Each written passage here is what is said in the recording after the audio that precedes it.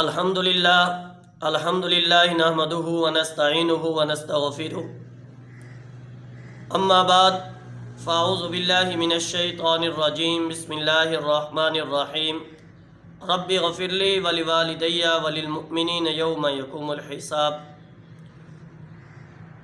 وقال النبی صلی اللہ علیہ وسلم رضاءۃ الرب فی رضاءۃ الوالد وسخط الرب فی سخط الوالد۔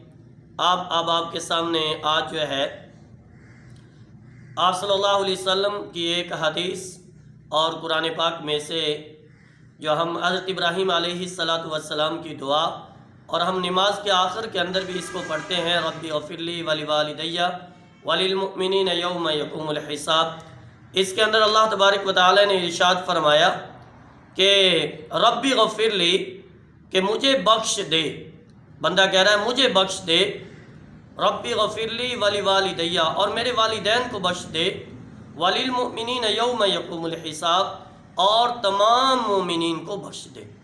اب بندے کا حق یہ ہے کہ سب سے پہلے اپنے لیے دعائے مغفرت کرے، اور اس کے بعد جو ہے دوسرا حق یہ ہے کہ اپنے والدین کے لیے دعائے مغفرت کرے، اور اس کے بعد تمام مومنین کا حق ہے۔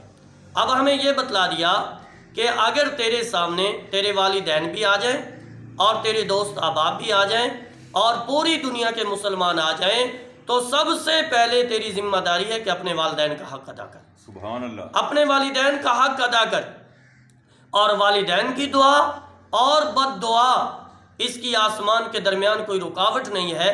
اگر وہ دعا کرتے ہیں تو وہ بھی فوراً قبول ہو جاتی ہے، اور اگر وہ بد دعا کرتے ہیں تو وہ بھی فوراً قبول ہو جاتی ہے۔ ایک تاریخ کے اندر ایک واقعہ ذکر کیا ہے کہ ایک نوجوان تھا، وہ اس کی آواز بہت پیاری تھی، جب وہ تورات پڑھا کرتا تھا تو لوگ اس کی آواز جو ہے وہ سنا کرتے تھے، لیکن اس کے اندر ایک خامی یہ تھی کہ وہ شراب پیا کرتا تھا۔ اس کے والدین نے اس کو کہا کہ والدہ نے کہا کہ شراب نہ پیا کر، لیکن اس نے والدہ کی بات نہ مانی، پیتا رہا۔ ایک دن اتنی پی لی کہ بے ہوش ہو گیا۔ جب لوگ اس کی تورات سننے کے لیے آئے، اب یہ دیکھا کہ وہ شراب میں مست ہے، والدہ سے پوچھا، والدہ نے کہا کہ اس نے شراب پی ہے، لوگوں نے مارنا شروع کر دیا۔ جب یہ ہوش کے اندر آیا، اب اس کی والدہ نے اس کو کہا کہ بیٹا میں نے تجھے منع کیا تھا کہ شراب نہ پیا کر، لیکن اب وہ غصے کے اندر تھا، اس نے والدہ کو تھپڑ لگا دیا۔ والدہ نے یہ کہا کہ اللہ کبھی تجھ سے راضی نہ ہو۔ اب اسی پریشانی کے عالم میں وہ گھر سے نکل گیا، اور باہر اس نے جنگل کے اندر 40 سال گزارے۔ لیکن 40 سال کے بعد ایک دن اللہ سے عرض کی کہ یا اللہ مجھے یہ بتا کہ کیا میری عبادت قبول ہوئی ہے یا نہیں ہوئی؟ تو غیب سے آواز آئی کہ اے بندے، ہم نے تیری عبادت کو رد کر دیا۔ اب اس کے بعد جو ہے یہ آدمی واپس ماں کے پاس آیا، اب حالت بدلی ہوئی ہے، ماں کو کہا مجھے معاف کر دے۔ ماں نے کہا بیٹا میں بھی معاف نہیں کرتی، اور اللہ کبھی تجھے معاف نہ کرے۔ اس کے بعد جو ہے جب یہ بات ماں سے سنی تو اپنا وہ بازو جس کے ساتھ ماں کو تھپڑ مارا تھا وہ بازو کاٹ دیا۔ ماں کو کہا ماں دیکھ میں نے وہ بازو کاٹ دیا ہے جس کی تجھے تھپڑ مارا تھا، لیکن ماں نے کہا بیٹا میں تو ابھی بھی معاف نہیں کرتی۔ تو اب اس کے بعد اب اس نے یہ پروگرام بنایا کہ لکڑی اکٹھی کی، آگ جلائی اور اس کے اندر جو ہے چھلانگ لگا دی۔ اب لوگوں نے آ کے ماں کو بتایا کہ آپ کا بیٹا آگ کے اندر ہے۔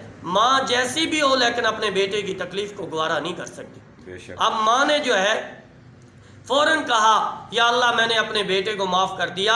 اللہ تعالیٰ نے جبرائیل کو بھیجا کہ جا اس آدمی کی جان بھی بچا لے، اور اس کو یہ کہہ دے کہ آج تیری ماں تجھ سے راضی ہے، اور تیری 40 سال کی جو عبادت تھی آج ہم نے وہ دوبارہ تیری قبول کر لی۔ سبحان اللہ۔ تو میرے دوستو، والدین یہ اللہ کا بہت بڑا انعام ہے۔ اگر یہ نعمت ایک دفعہ چلی جائے تو دوبارہ نہیں ملا کرتی۔ اللہ تبارک و تعالی سے دعا ہے کہ اللہ تعالی ہم سب کو اپنے والدین کی قدر کی توفیق عطا فرمائے، اور جن کے والدین اس دنیا سے جا چکے ہیں اللہ اپنی رحمت سے اپنے محبوب کے صدقے ان کی کامل مغفرت فرما دے۔ آمین۔ آمین ثم آمین۔